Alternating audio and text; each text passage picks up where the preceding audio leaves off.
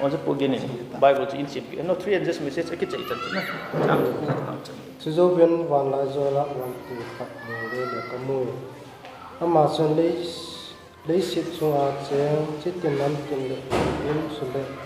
bao tiền bao tăng lệ năm em mi tiền họ hiện à xây phong lệ điện tu sót cái bàn nó thuộc hạ này mà xuân ô sang tại nó sang mình và tiền riêng ngôn alo pi Giêsu và soi dun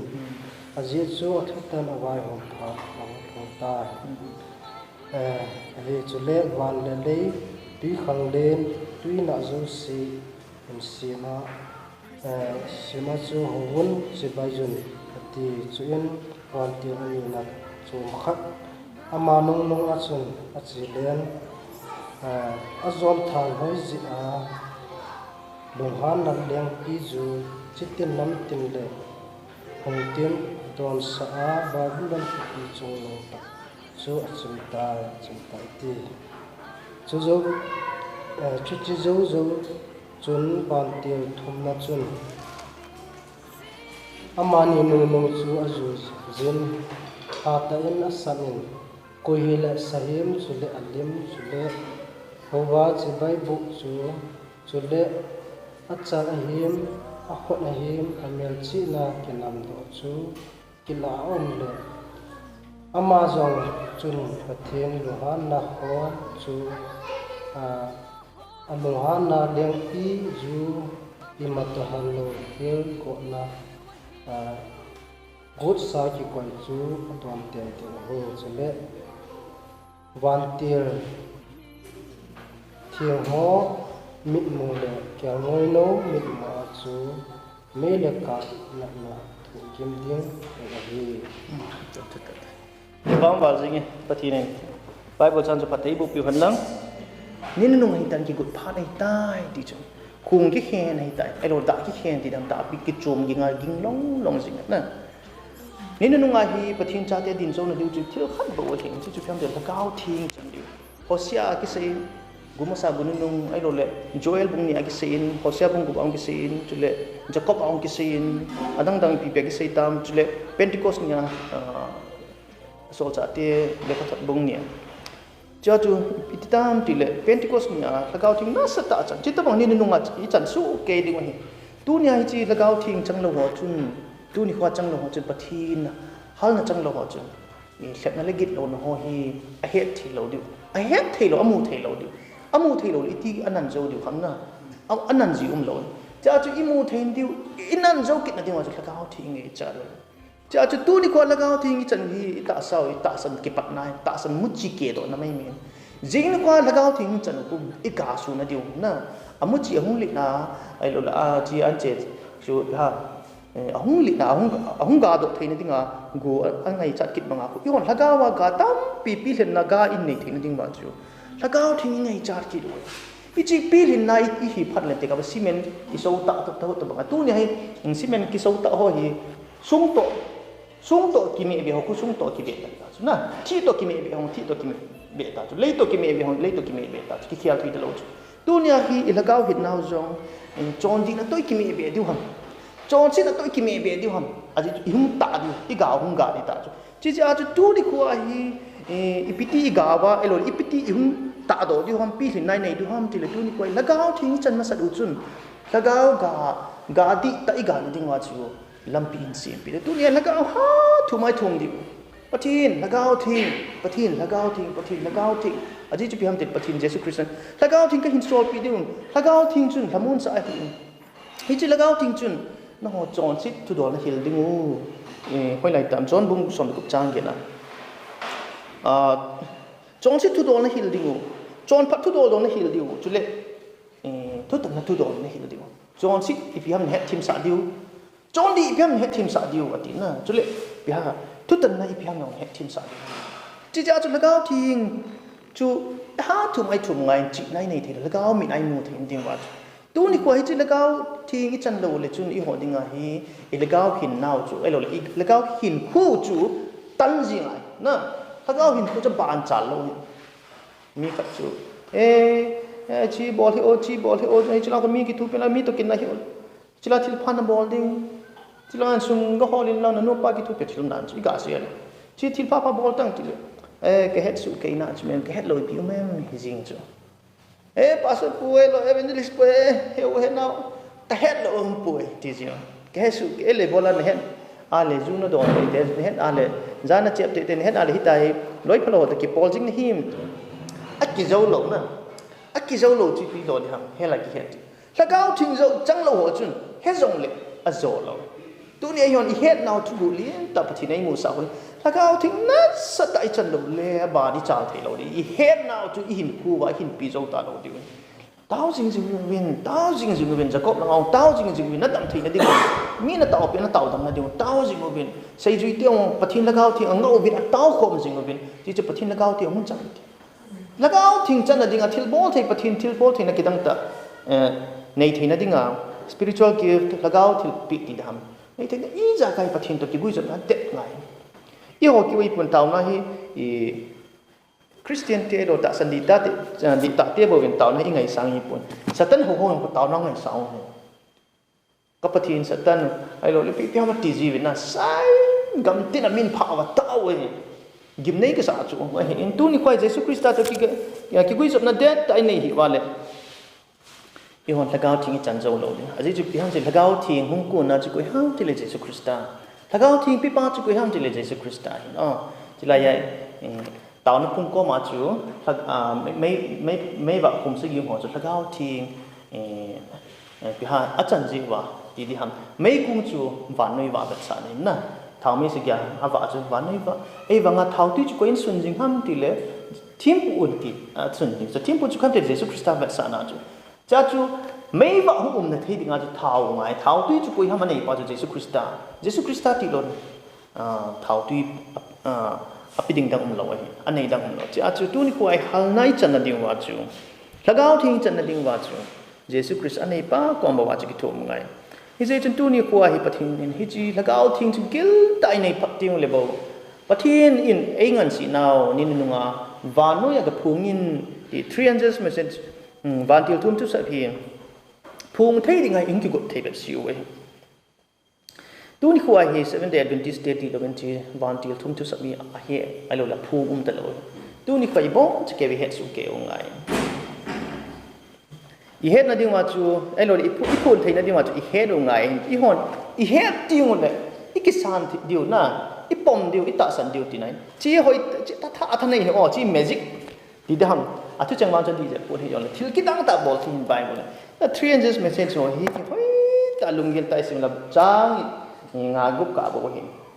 I hin simale gil ta mi lung tim su kha ji kidang liang do jing ti chu pi vet sam til pathin thil bol theina kidang chu jiwai ome ti vet sa hi chi hi tu nin nu nga he ka hin sim do no min revelation bung som la di ai zo wa lam kai pun sim ta banga chu revelation bung som la li chang ko ma ko di pi sem til no ho chi bin nam tin ko ma phung tin ko ma pau tin pang tong le mi tin ko ma ti so chỉ ta mong cho hai nó mù khạo vâng mẹ thiếu bung xòm để get na mẹ sinh bung xòm để get trang xòm để qua có chỉ vì là nam tin có mà thì chứ gặm tin nam tin có mà gặp phung vậy Jesus Christ đã xây chùa chung ai để đằng hi lâu chung nam tin phung tin gặm tin có mà phun thì cái thu trang khai bộ gospel cái quan là thu pa hi chỉ chú nín nung ngại hi akichi điều asia chú chỉ van điều thum thu sắc chú phung ta vin ki bang chat jing hin Jesus Christian Great Commission ai pi to ai le LNG white thil su kat ka no min nin nu nga hi ho hi at 7 day Adventist day hi lei se pum pi ai khunga pa ai lo le me sal de pa ta bangal pathin engan siu hi ti ho Ezekiel bung song thum le thuma ko khunga pa mi ni sai bung song gop chang ka ta pa chang thuma kon me sal de umai hi chi ko ham ti le pathin in angan si mi pa chu ti na hi khunga pa ki ti chu ko ham ti pathin ahung thung ding het sa pa ko ham a het sa cho ei ho ei mai sal de ki ti ko ham tile van noi muthima pathin thu di mai sal de ko ham tile ngồi hít tao cha mò pu na alin mà zingin tu ni khu hi imo pu nau tu ki tu hi ku iman lo le pathin ni ko nau hi lo le pathin ngan si nau hi lo thing lo di hi cha LNG wan PCM ti le hi china to hi vantil khat na le ni na le thum na ni chi atu sap vantil thum chu sap hi ni ni nunga ding apoi mo pen hi ding hi mi thing ti hon thil dang ho sang a chi hi na lung thim o man na chen jing ding o na lung thim an ke jing ding o na phun do jing ding o hi ti ipiam vantil thum chu sap chu apoi mo pen chu pitam lena ki pando di ta hung lut bang bin amina pha lele ti ta lele dang ten hung bang be hoi him Kouna Nukhah pe ni tai lena ki pando di tai lele ti pina bolam jana donam ipina ni alo la hoi na to ham nei mun ham na koi ton na kyam ti ki sei ta lo chu I ma ki min pha ta hoi tan to na hoi tan ding ki ti ta lo I ma ki sei ta lo hung lut loi ji chuin ban ti thum sab chu last call Kouna nu cha chu yo Seventh-day Adventist station Jesus Christa nei ko ta ve ai no la ama hong lu ta ki mutu ding ta ve ti ai inanga ni khu chu October som ni la ni na kum sang khat le zaket som ni la li chini chu Jesus Christa hong ta pu la a hat tai ma jing Jesus Christa ki mu pi ding thanum ta ho chu Jesus Christa ahong ni ko le chen ai lo le hung te hi le chini ko a chen iti tha dai ta di ham na yu ina ham ai lo le yo jang ki po da wei cha te nau te ham kanu ka pa tu a hong de ta iki mu tu na ding ba chu ika ba na le pi ha ki pa ta ai na le mo chu hung ki hung ta hi lan jan ku ba ke ki hung ta hi lang le I chan gya la leng vai du ta chini chun mi thiang ti ho ta san cha ti ho chu Jesus Christa hung de ngao gal vet le van chung lang vet le mai nom la ko vet le le jing hoi thanou ta hung ta lo hen mi na nui sat wa ai eng ho ho ta chu aloi pai tam pin dong da la lo na ta san cha ti ho thom cha hi ta tha leng vai ma jing min a hin Jesus Christa in pathinin ta san cha ti ho ka hung na ding aba na lai thil khat na bol beo ngai na lai na po ka hung di tai thil khat aba chi chu hin bol chai wen ka hung ding tai toai ke mon thing chung nung zo alut ka hin no hon toai mon thing chung nung ka lut ta ji in ima zo si ka na to ki chai ding a chwai lut ka hi ji no hon mi te ka hil ta win na to ki chai na pen anu nong pen ka tong pan ta in chi ja ka hung pot ka ami tam pita tin ko lut na ding win dai hetjingna si na chu ai pi ta ko ma pi chu Seventh-day Adventist midang in thei ko mun thing chung nunga lu thu chu ni sap diu ja chu pathin tu tan ni ku chu hung tai ki ti lo na chu pathin tu tan ni ku hung tai hung win pathin Jesus Christa mun thing apa mun thing chung na pa hung pot ding hi tai di chu ha samai sabu ngai tai ai le pathin chilai hi जो ऐसे ही तमाम Sabbath class Jesus Christa hung kon lehin LNG white sudana chung Sabbath kiti hi patip na lin ta thupi pen ai dole khau ta hung ding hi chi patip na mi tam pin a hin ku chan lo liwa na ai lo le ipha anei go do si chan lo liwa hi chi patip na hung ding dio akita ho kita pai dio akita lo ho chu di wai tai tin tu ne Afghanistan thu sim jan hi khat mini la chung kaza in ka phone ka ba le Christian tampi ho akisah binom thei ta pu be a hol le be ti tu ta an tu zo ha ai wanga chu ta san om tho hi Christian ho chu a koi Christian nong ki ti lo na denomination a Christian ta po chu mon a the jing chi ja chu mul lang a del vin na kisial na thei thei hol be ti chu kisial na thei thei hol be ti ka gel le a hi mol ding hi lo be chi ja chu tu ni khuwa ba na thuai za theu le ti chun lai ewan Jesus Christian PCM ni nu nga ha sa ding dan chu na thu diu ti chu an sei kit na lai chi ja chu tu ni khuwa hi pathin kilan cho te chu ko hi ven patip na lin ta cho sa hung na lai de ai le hi chi patip na ni khuwa chu ko ham ding zo di ti le pathin kilan ho chu ewa pathin ni amo chu a hu do ding hi ki ti ho mi gilo mi si ho akon a hu do ding he ti ai le cho chi pi se yam ti le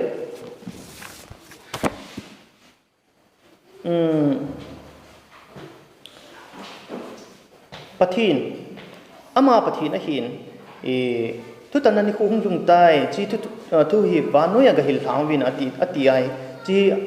asol nai inun di wa hi ale chu I hon hi chi thu hi kisan ma salo ngai chi ja chu thu di lo Sabbath thu ai lo le Jesus Christa na to thu do la thu di lo tam pi mo hi inung sun zo ngai aji chu piam del het na tam pi om iti nung sun di ham te di hon pathin ha be lai be li zo sai ton pathin ha be lai be tin pathin aku na het nai nei di wo hin tu lai hin Christian ta te ong na Christian ta ti dang kusung veng sunga ho lo yong polanga chiwa university ham ai lo le polanga India Center India lang ti tang ti be mondanga lekha sima chiwa na tonga hum ti hum so ting le pathin hi adi ina ti o anti ji na pathin nugup ma sim hi me zo si sin ka ta san je hi chiwang gin chan om pu ai thei lo khat ai bo we ti alung ge khial ji ta na pastor cha hin lang ho bu mo pa cha ni pa Sunday school hat ta hung kai ho hi jong le polanga chi ti le bihan pathin me zo si hin sim hin adi o Jesus Christ hung ki di chu ta san om je bi ta hi lung sai ina yan nei ji ta chu chi chun pi vet sam ti le ni nu ngai ta san nai kiling ma jing ding ai tai chi ja chu tu ni khwa hi Jesus Christ ai ta san na o de na le chun Sabbath hi ni now hung de ding Sabbath di bola de te hum de ni gup sum pathin na tongin ni sagi ni ki chole ti chu ita san wa le chun Sabbath ni chu i pom cha ke theu hin chilai hi khat ka ga sai nun chu Revelation bung som le lia to a isim do chu na ai pawa kan sim de Revelation bung som le lia hi chang sagi nai hin na Sabbath thu ai sai tiong le Exodus bung som ni chang gi nai Sabbath thupi ki pi chu na sinai mo la ku na chu ale chi to chun ki bang chat jingin Exodus a chun sim sang ka te chol nga ni ku chu athinga na ni ding gel do jingin na athinga izinam ti le van le sit tui khang len le asunga cheng zo sia an si mi ni sagi ni ki chol doi van le sit le tui khang len asunga cheng zo sia si me ti ho Exodus a chu ale Revelation a chu pi sei ki tam ti le no hon pathin gi ngun alopi chu alopi je chu ba chu yin aji chu atutan vai hom phat ahung dum ta na hi chule bebo van lei ti khang len ne tuina zo si hicheng asima hicheng sima chu khobun chu beyun athil sim ki bang chu Revelation 14:7 agi sei chu athil sim chu piam van lei ti khang len ne tuina o sim Exodus bung som ni chang ki nang chu van lei si ti khang len la sunga cheng zo si ti na bo chu kai identical su kai na chi chin pi vet sam til ama nigup ni na sibin ni sagi ne ki chole hi thau thau chu Revelation bung som li yang chu 300 message down chu Exodus bung som ni chang ki nang chu chile chita chun kilona ka sim do lom kip chu Exodus bung som ni chang som me kana hi Sabbath ni hin na Sabbath ni hin pathi na ki chol do e ti chu ki chol do in Exodus bung som ni chang som me kana o izenam ti le nikup in pakai zen vanale si tui khang le la sunga cheng zo si asimin ni sagi ni akichol do tai hi je a chu pakai in chol nga ni ku hi phatthei abu a anathin su hi tai na thil thum ta me o akichol do phatthei bu chu le athin su na chang thum ai chima ma chu ipya Exodus a chu mi tampin senai mula da ten commandment ki pipan heti tabanga chu na ki hasa chu ichita bang chara chu Genesis aku vanale Adam Levi ko ma sai chu ipi sem Genesis mung khat chang pa chang thum chu chang ni apan sim kate pathini nisigi lhin ni thil sim bon chan na zo su tan hi chi chi chun nisigi lhin nin ana to thil bol cheng si akuni aki chol do tai na Exodus bung som ni atabang abana chu chang thum na chu athil sim to cheng si akuni nisigi ni chun pathini aki chol do na ana su ti bo pathine aki chol do na nei ji chun hichini sagi hinni chu pathirin phatthei bu in asu thing tai the same thing phatthei bu asu thing ki chol do thupi soma jong ki mu Genesis Adam Levi ko ma sayang ki mu hoi pen ila deu tam tu ne mi ten Sabbath atei lo ja chu sei su sei do sei thu hin na I sei lu mu chu pi ham ti le 3 angels message bantu tum tu sab hi pathin dik ta hi na amai ho tiu thupi ni diu tun ki khen thei lo ki khan chai chi ja chu pathin I ho diu hi le chun thupi ni dong ai hi Sabbath ni dong ai pathin ho lo na ai lo le pathin lung sat na chon si na chon hoyang ki panam te le Lucifer akuna Lucifer chu van mu na mun thing chung nu nga om hi pathin ko ma dingai ai na man chon si nai ni di chu Ezekiel bung som ni liget na chang som lenga na kisim ni ko apat nang bahin nalam hla na zo sia nol na bai hil na hi as hoi tinge na hita chu na sunga thi mo akimu do ka sin ti chu ka sin thi mo kimu do nya bang chu bia athin na le ahoi na le ahoi bia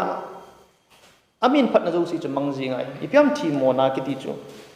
zona ko zon that kana koi le achon si achu dan thu su ke hi dan thu su ke ma chu chon si de hi ama athi mo na chon si chu biam ti le dan thu su ke pathin ten commandment su ke ji amai asang chu ong ki gel ta isaya ung som le lia koi simal pathin sang asang chu ong ki gel kana chu ama hi pathin dan pal ke in dan khat nan pal ke tan na ele ma hin van til tam pia pui mangen na van til ho chu hop thuma hop khat atiu chu na hop thuma hop khat apui mangen ele van til ho chi ti pui mang the ham na van til ho chu mi chon si hi bam ele van til chon si agilo hi bam hilo chu na a thing na lai van til ho chu chon phama ma ji e wa satan let dan chu lucifer e hungbo i ho hi pathin ko ma adan thupi khel zui khel ngai pu i ho athing sa hi vin i ho apa sa hi vin a hoi sa in chon chi na dingom om pu in i bola pathin ni ho chu a chi a koi ga na ama chi dan lo wa jong hi i ho chon phasa hi ve til van til tam pin di an sa chu na van til ho ka ma chung i ho gunda ga hiu te pathin kina pi te ho thal gi don tin pathin to ki sa do te tia jol chu koi bang lo di chu tu ni ko hi satan hlep thiam dan hi koi ham tu ni ko hi chi satan sei zui do ba le si na jong dan zui hi jong leng til pha ka bol nai dan zui hi jong sabat ni kunit hi jong le nidang pathin ading kamang nai nisigi la nisigi kanit nai pathin dan bain ke ma ka ding zo nai pathin hoi na le phat na zo se kata lang thei nai pathin dan chu ka dei pui te changa ding ki ku izan mam satan ta bonga tu ni ko hi nang satan ho ne he satan go tan ki tile ki sol do zo lo ding I chunga la hang di chu e wang su lucifer nung zui tau chu mo chi bizinam dile pathin dan paimang a pang tau chu amon pathin dan chu anul tau chu ji ja chu tu ni ko hi pathin hovun na pathin hovun adan thupi ni dun alo pinap dam sangun ki ti 3 inches message to sab bantil thum to sab la khat na ma sa pen chu pathin aji chu phiam da athutan ni ko lung tai ani na chu ni pcm ti le babylon chim tai babylon hi hodi lo hin hodi lo chu a chon si da san chana chu chim che thu che ti nai ni chi ja chu tu ni ko ai pathin do na tam pia to ho hi akilang pen chu phiam ti le ni khu hi a hin sunday lo hin bol ni le tu ni ko ai chim che sit na git lo na thu che sunday lo hong ting hen hi chi hodi lo chu chim mang ke to ate kai chi ni ko chong dun ting le chun ha kinung le na um ta lo chu le pathin lung han na khai ti dam khon chu na lung han na zu ki sung dim se de ta chi ni le cha kinung le thei ta lo de chi ja chu hi chi ni ko chu sunday lo hong dun ka sia chi hoi hi chi ni ko chi mu thei je wa chu ong lun ding het ta chu tu ha phun ai phun diu second angel's message ibola van til ni na tu sab chi phone du han til van til akhat na tu tan ni ku athung tai ti tu tan ni ku athun ta ja chu tu ni ku a hi abana chu babylon achim tai hodi lo na sa ta sang che ding hi hung po bin athum na chu le hung po do bin ti chu 3 angel's message athum na chu ama chanding thinale man na chu na chan lo te na ding min ti chu hin na chi chu hi chang thu mi phatthei he chi dong ngai 7 day adventist ei wang i ho hi phatthei ki gel ngai bantil thum tu sab hi phung dinga inu hinam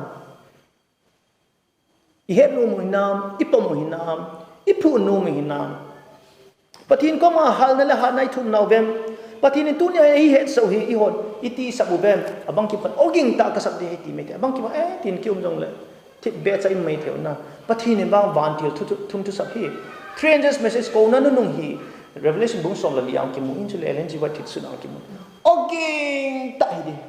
oging ta vanoi kul ta vel kul zinga pum pi ai oging ta mi jo sin na za de chi ja chu tu ni hoi hon 300 message something ai iki kut na ba hi I het thi mu ngai chu le lhagao thing na sa tai chan lo le oging ta sab zo lo de tu ni ko hi o ta sab de hi pon o ta ai lo ki im ta ai ba la ki sip che chu ai ba la chan pathin in midang zo an man cha ding ti za ma jingin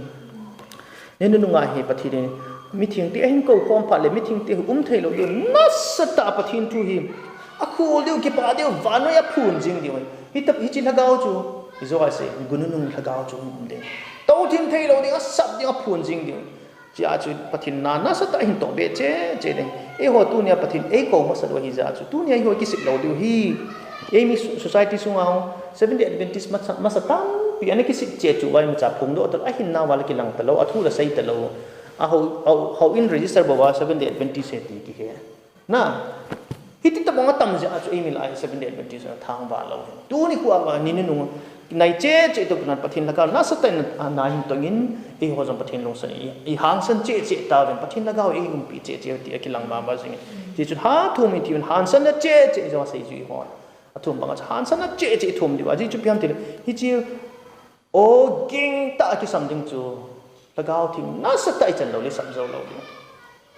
di ji chu ki gel ha hi ti in nam pathin thu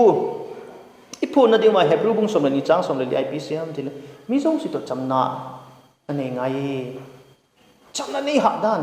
mi ngai dam ngai sabat le sono ta ma ele e ki ngai dam ngai o apoya poi mi ngai dam se ele e ki ngai dam khau ban ele oi ki ngai dam ngai bol ki ngai dam bol ki talo da ki gel ha ngai ki ngai dam ngai izi icha insa in na inu ipa yu na i to na tham na elo i phone bet na mi ni ki dal la khat pa ki pan pian lang khat pa chang ki long ha na tilom dan che elo football vet pa world cup mut lang khat ho ki mo pan pi jing na Brazil hile Brazil chu bo hen lang kaung la ki mo pan pi chu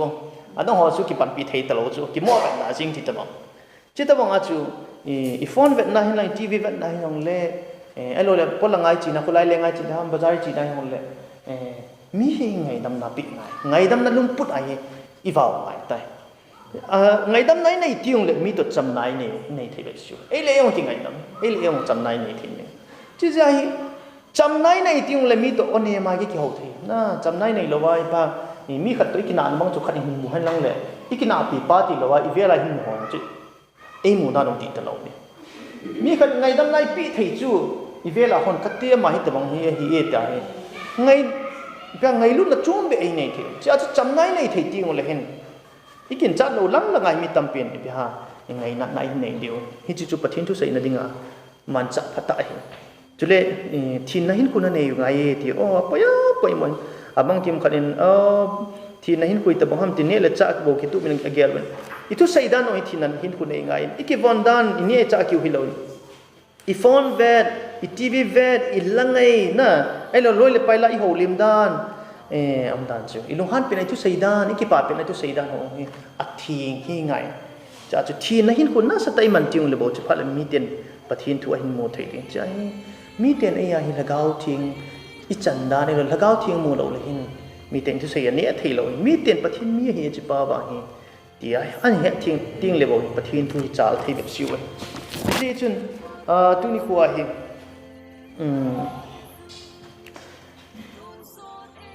pathin thu sei na ding wa na sa tai ki gut ngai Jesus Christ hung kon cha ka hi tai to hi Ellen G White sut da na van nang vet diu mai kai mai lom na ne khat khut ti bep siu hung ki lang de all cha cha hung lin chi chu mi thing ti hoin pathin Jesus Christ tai ti i hetjing de wa tin chi ni khu le chen hung lin che de ka van zo si le si chung ai hin lo dim se dem van ti ro dim se dem pathin cha pa ta chung ki lang dem mi thing te zo sa ma to ai ki mo to dinga van la to yum diu hi chi ni khu chu ta sa no win hi chi ni khu chu ki ne pi win tu ni khu ai hi chi ni khu dinga chu mi ta pi ingai lo zo si i o inau in sa in lang ikina pi pa hai mi ki lasi pi pa hai jong le si na chom cha thil nia chana ki na pi thu hin te ka ben cha pong hoi ki na wa le ha pencil ham na eraser ham lo le